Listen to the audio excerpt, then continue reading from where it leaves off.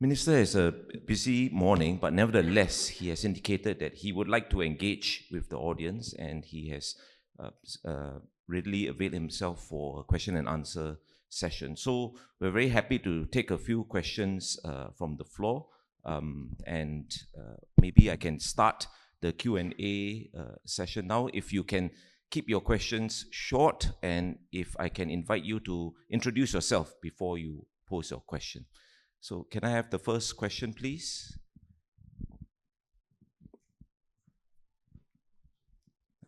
Yes, Rohan.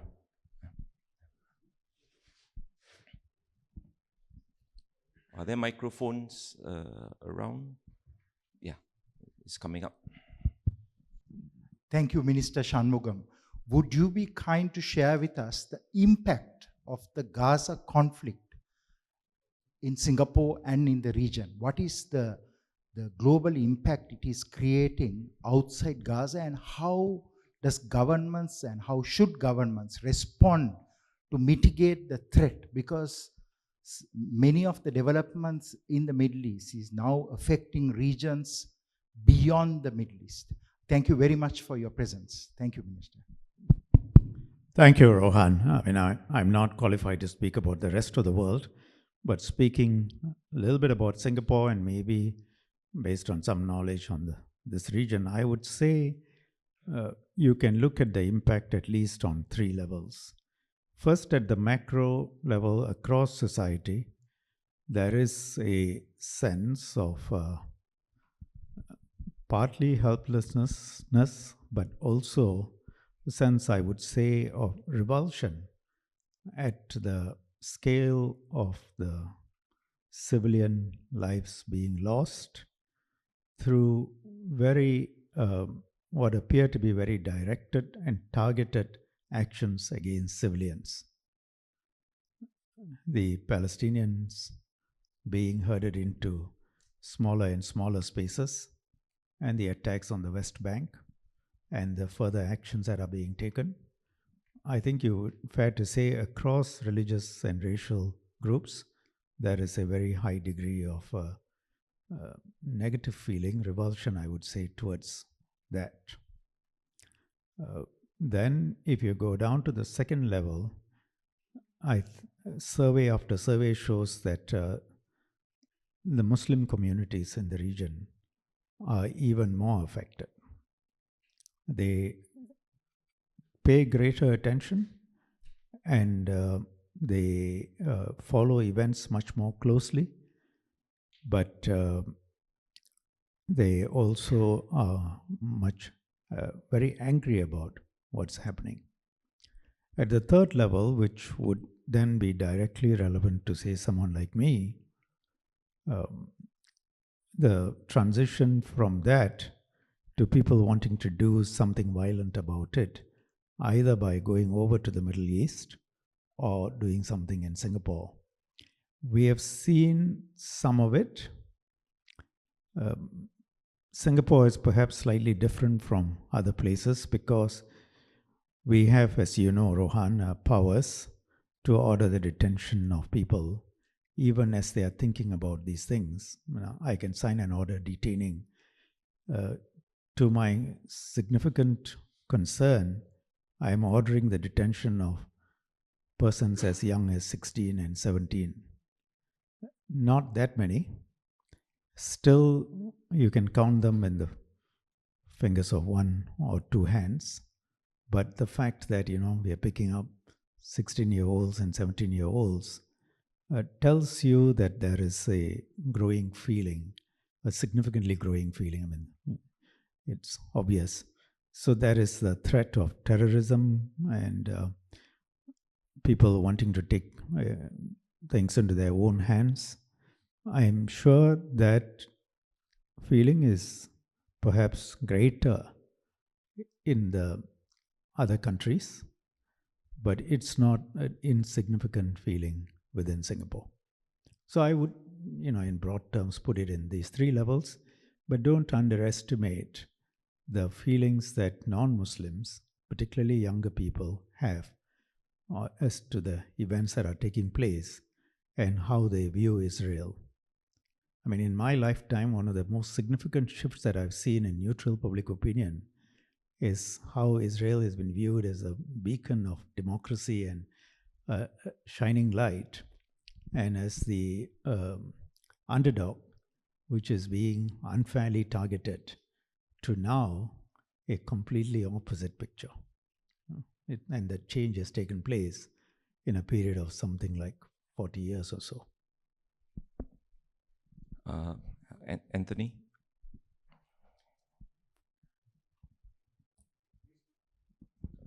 Just go ahead. Thank you for supporting MEI all these years in all its conferences and seminars.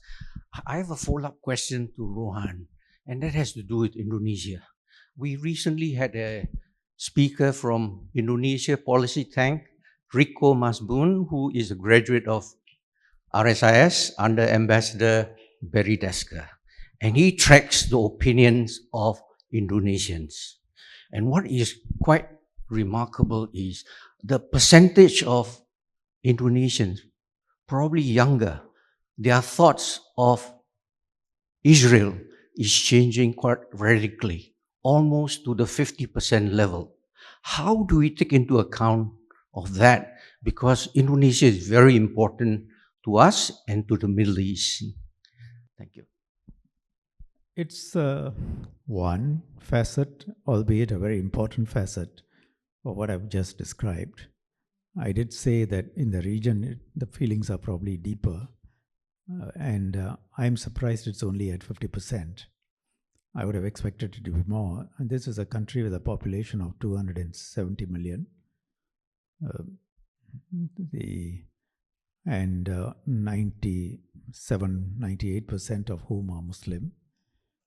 And a country that I think matters on the world stage, and a country with whom Israel would have normally hoped for a good relationship. The fact that international opinion is changing quite substantially, and I don't think you need to look at Indonesia for that. I think you can look at Western Europe for that, and even the United States at the public opinion level. It does, for policymakers in the security domain, it does give cause for concern in that if a significant amount of the population moves in this direction, then you can expect a certain percentage of them to be 2 or 3 standard deviations, even more to the right. And they are the people you worry about in the context of violence. And in such a large population, there is cause for concern both for them and for us.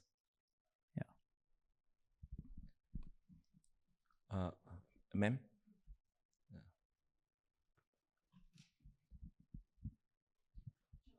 Yes, please. Minister, Barbara Lee, Ambassador Barbara Lee, Washington, D.C. I served in the previous administration quite a bit. And as bad as it was at the transition point of U.S. administrations, safe to say it is profoundly worse. Going to your comments about the security dimension, the impact of the conflict here in Singapore, but also across other regions, how do you make this point most effectively to the Trump administration? And I'm thinking of the upcoming sessions at the UN. How do you make points to the Trump administration? I think if someone can advise me on that, I think you are better placed, and maybe Ashok Kumar, our recently retired ambassador to Washington, were probably in a better position to advise. Look, on this specific issue, your administration, the Biden administration, had its significant differences with Israel. You were in a position to, and probably the only country in the world which is in a position to actually dictate Israel's actions. But you couldn't, despite your president's significant concerns and differences of opinion with Israeli actions and the Israeli Prime Minister. in the end, you went along with what Israel did, despite making your unhappiness clear. And that's the Biden administration. The Trump administration, the current administration, does not have as many differences as the Biden administration had, but nevertheless, it does have differences. I don't think that Trump, based on what I read of the current administration's policies, it's not 100% aligned with what Israel is doing. There are some significant differences. Less so than the previous administration, but there are. But nevertheless, the United States has not taken any action to, as far as I can tell, any significant action to prevent or change Israel's course of action or trajectory. And who do you think is best placed to advise the administration that that trajectory should be changed? And second, do we realistically believe that countries like Singapore or even larger countries can overcome American viewpoints which have been pretty much set in concrete over 60, 70 years? There's a certain trajectory to the American actions vis-a-vis Israel, and one of which is fundamentally to go along with almost anything that Israel does. And I'm not realistically a believer that we can alter that course. If you think of a group of countries that can do something about it, perhaps the countries in the Middle East could possibly have some influence. I don't know. That's the best answer I can give you. And there are some ambassadors or representatives here from Middle Eastern countries, and they might be able to give you a better view as to whether they will come together and say anything to the US administration. But I don't think anyone is holding his or her breath on that. Thank you. Further questions? Yes, sir. Very good morning, Mr. Shanmugam and Professor Joseph. Thank you for your time. It's a privilege to be here. My name is Mahajuna, and one question I would like to ask is, what's your opinions on the Hamas rejecting US control of Gaza? Come again. Hamas rejecting US Control of Gaza. See, Hamas is an organization that in its charter up to today talks about a Palestinian state from the river to the sea, which basically means the obliteration of Israel. And so the Israelis quite naturally say they can have no dealings with Hamas, and Hamas needs to be completely obliterated. Whether it's going to be possible, I mean, even if you kill every single person who is identified as a Hamas operative today, the idea behind Hamas, the idea, particularly the central idea of a Palestinian state, can you really kill it? Even if you kill every single Palestinian today, can you kill that idea? Which is why I don't believe that history will judge that Israel's actions were either wise or right. So you cannot, I think, completely finish off the idea of a Palestinian state. Maybe today Israeli public opinion and Israeli leadership think that in the very difficult environment they find themselves, that's the only solution. People looking on it from outside, even including friends of Israel, are entitled and I think often take a different view. Hamas, if you go back a little bit, I tell people in Singapore when I talk to them in the last year and a half, 2 years, that it's difficult to find a non-villain in the piece. You have Hamas, and then you have countries which, or at least one country that used Hamas very cynically and supported it. But look, the Israeli administration quite clearly also supported Hamas.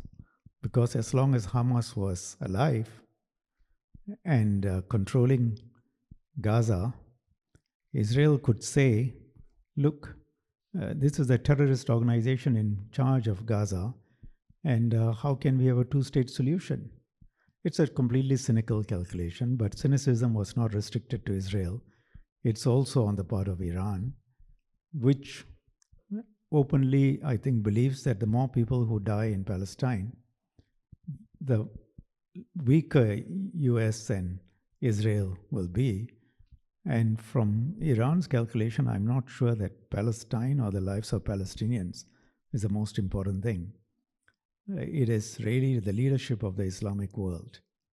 And leadership of the Islamic world means preventing the Americans from giving any guarantees to Saudi Arabia, United Arab Emirates, and preventing a deeper and a closer relationship with these countries. And how do you do that?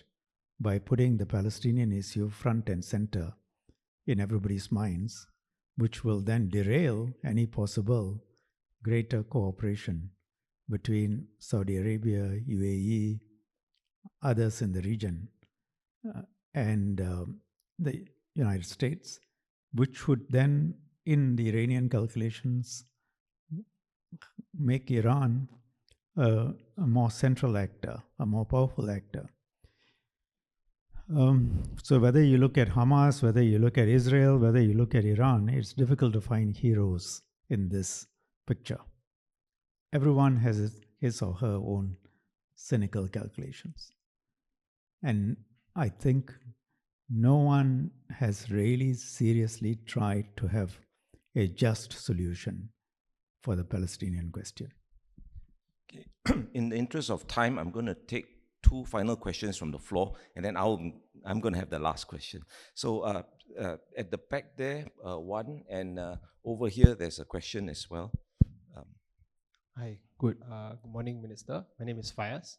I have a question about what has been happening lately, especially with several countries, including the UK, France, and even Australia, planning to recognize Palestine in upcoming UN General Assembly. And my question is, do you think that there is a possibility that trying to recognize Palestine would put us one step closer to establishing the two-state solution?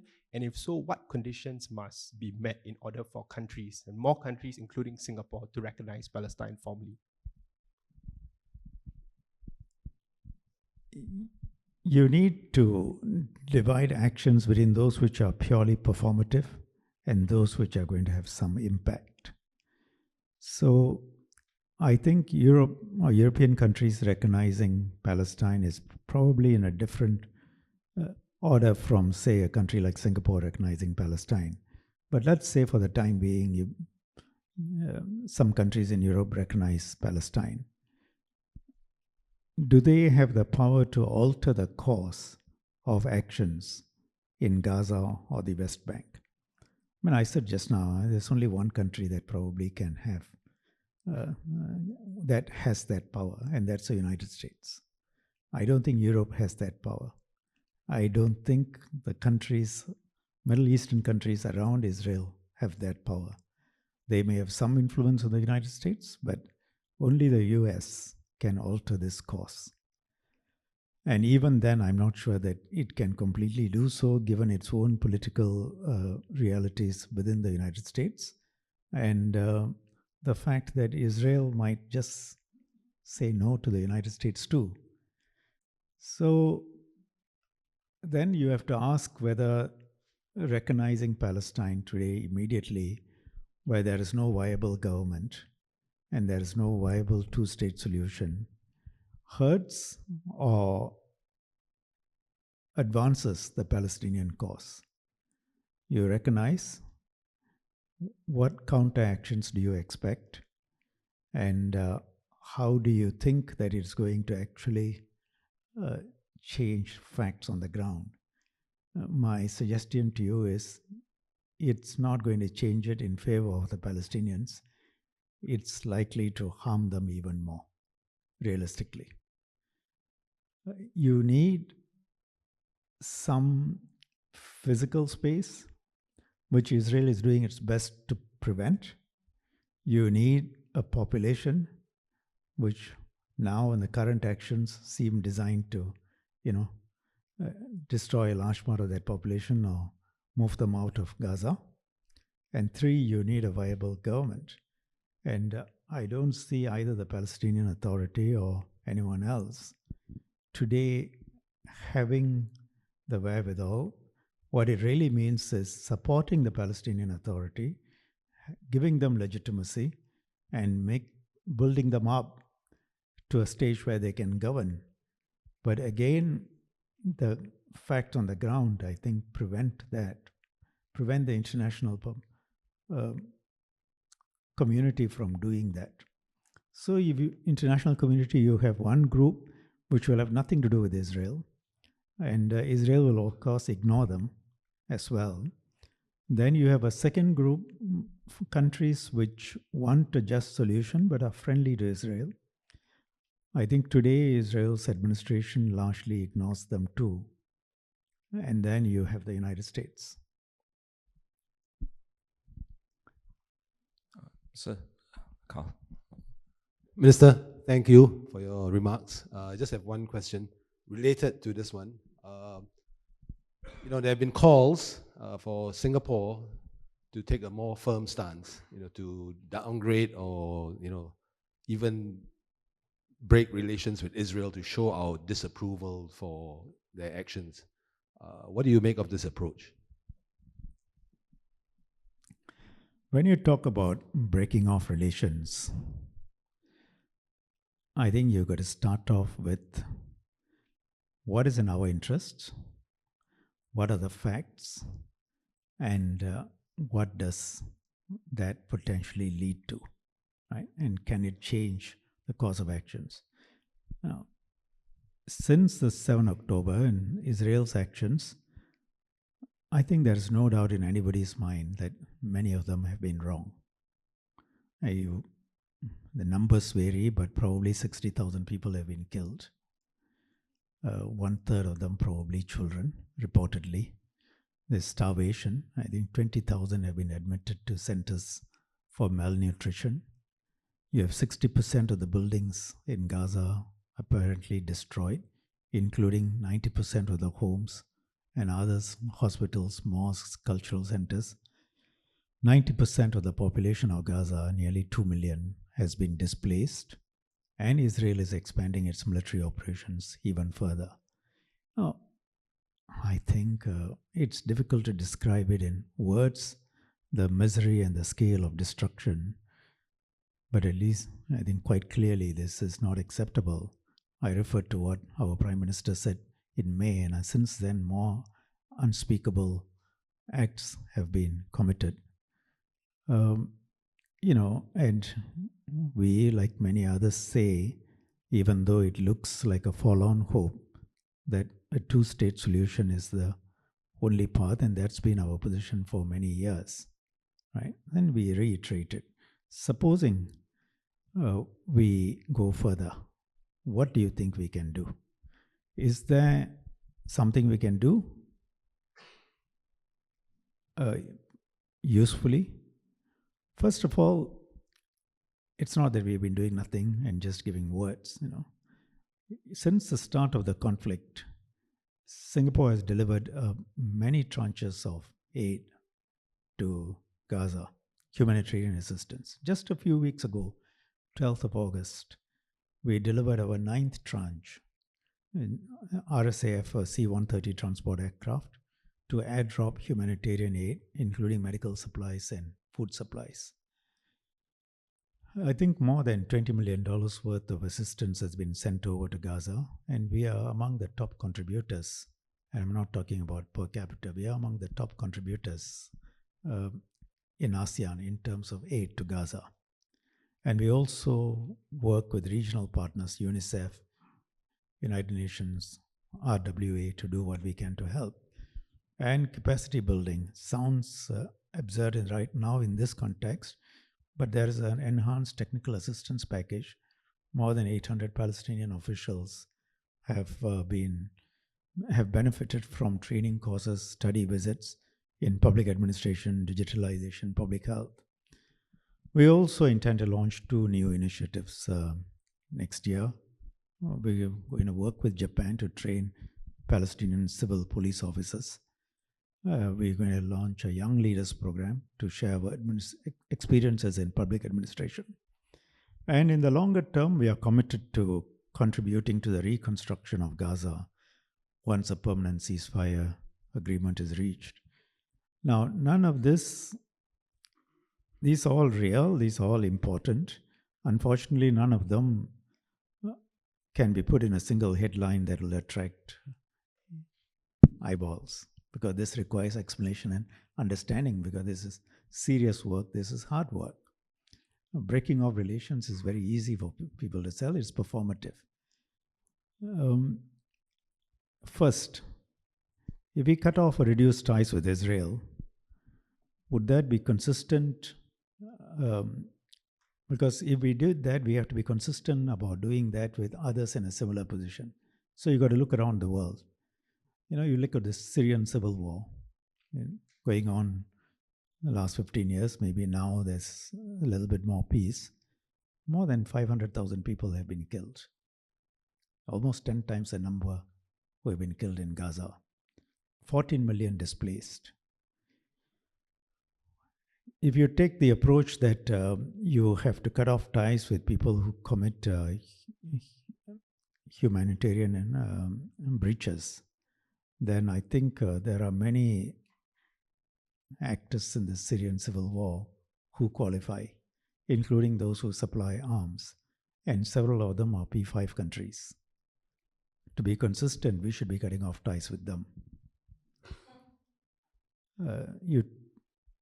And the other countries which took part in the civil war, likewise, because they are responsible for the civilian deaths, we should be cutting off ties with them too, if you want to be consistent.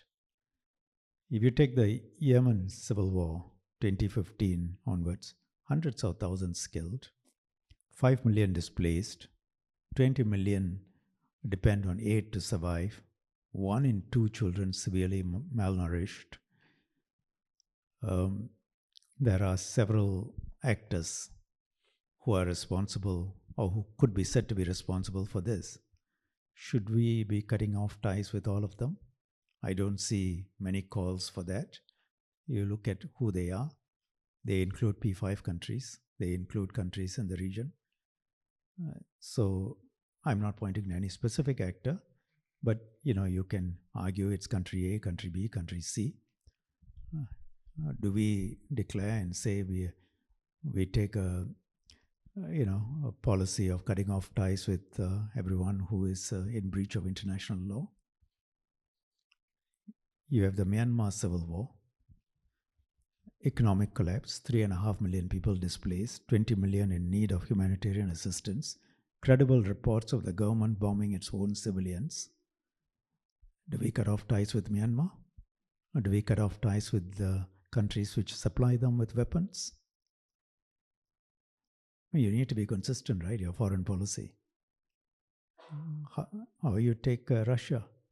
Russia-Ukrainian war, more than 1 million casualties, 12 million Ukrainians in need of humanitarian assistance, 2 million children. Should we be cutting off ties with Russia? Why not? If you want to cut off ties with Israel, you should be cutting off ties with Russia, and on the basis of what I just outlined, we should be cutting off ties with the United States, France, Britain, all of whom have been supplying weapons to many of these conflicts. We won't have anyone in the P5 with whom we'll have a diplomatic relationship with if you apply it consistently and not emotionally. Bad as they are, the casualties, and no one can justify them, the point is equally bad or worse things are happening around the world, and our approach has to be consistent to all of them.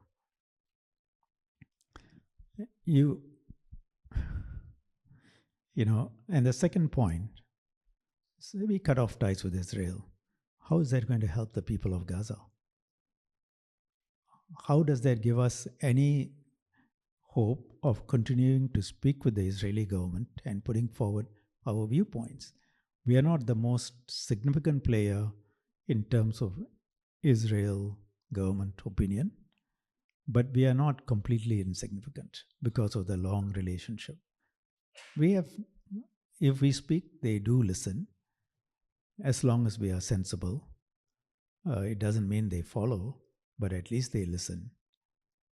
You cut it off, how does it help the Palestinians? Really, you can get angry, but foreign policy has got to be based on a more realistic and unemotional, non-emotional calculation. And if you take that approach, you survey around the world, and then you say, realistically, there is only one power that can deal with Israel, and that's not Singapore. That's not Britain, that's not France, that's not Germany. And which means that you accept that there are limitations on what you can do. And you work within that framework and you explain your position to your population. I think that's the best answer I can give you. Okay, Minister, if I can exercise my prerogative chairing this dialogue with the last question. I think it's understandable we're all seized with the Palestinian issue and Gaza in particular. But if I invite you to just take a step back, look at the Middle East, what do you think some of the key trends you think we should keep an eye on? Taking a security focus, or rather you take one step back, before 7 October, I think there were many developments that were cause for optimism in a region that has been long beset with conflict. If you looked at Saudi Arabia, the sweeping changes that was giving new vigor to the economy, adding new aspects to the economy, women in the workforce. 2 visits 3 years apart, and I could see the difference. It was so dynamic. The changes were so apparent. And trying to move out of a pure resource-based economy to doing many other things. United Arab Emirates, you see how they are also trying to move out, moving into technology with, limitations because of the small population, but doing their best, and they're blessed with money, so, they can try and do the best they can to bring in expertise. We are a small country, small population, we are doing reasonably well. So others can do too, and UAE was making significant strides. Oman, others, if peace had continued, you had every hope that that trajectory would have continued. The 7 October conflict derailed a lot of, I won't say perhaps derailed, but affected, I think, by bringing the Palestinian question to the center and in some ways putting a pall over the continued progress. But I have no doubt those countries will continue to progress and do their best economically, and that should not be forgotten. But the conflict has the potential to radicalize sections of the population, perhaps even large sections of the population, or at least make them more resistant to, say, changes in other fields. I don't know, I speak as an outsider. So that's one concern. And as long as you don't have a just solution for the Palestinian question, then you have to ask whether Israel can live in peace with its own significant Arab population within its borders, and whether the region can put this aside and move on and have economic progress for the benefit of its people, or whether this question will keep coming back as long as you don't have a just solution. And it then allows other countries within the region, including Iran, to try and influence actions in one way or another more favorable to them. So you have a problem there. It becomes a very cloudy, very mixed picture. I'm still optimistic about the progress of the rest of the region in that area. Some faster, some slower. But I don't underestimate that the impact this war will have to inflame public opinion and affect the support of the public for other measures. It's not easy to say. Thank you, Minister. And I would like now to draw this opening session to a close. I think you all agree with me that Minister, apart from being very generous with his time, but also very candid in his engagement and response to all these questions. Difficult issues, and we have distinguished speakers who will share their perspectives over the course of today and help us unpack and unravel some of these issues as well. But at any rate, for now, let me just invite all of us to thank Minister for his remarks this morning. Thank you.